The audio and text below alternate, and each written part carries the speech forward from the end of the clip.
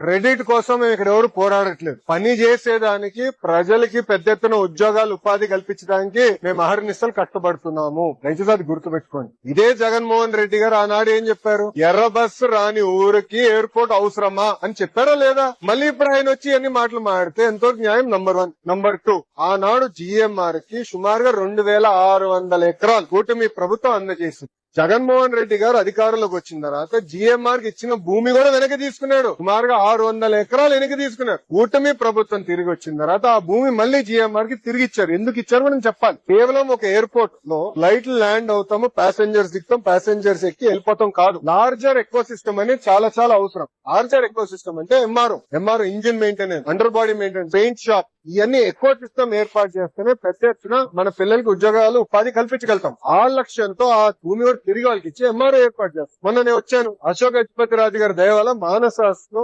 EMR ఒప్పందం చేసి ఒక వరల్డ్ క్లాస్ ఏవియేషన్ యూనివర్సిటీ కూడా కడతాం. సో ఒక ఎక్కువ సిస్టమ్ మొత్తం ఏర్పాటు చేస్తాం. పైగా క్రెడిట్ కావాలంటే వాళ్ళు తీసుకోమనండి, నో ఇష్యూ. తీసుకో పండగ తీసుకో.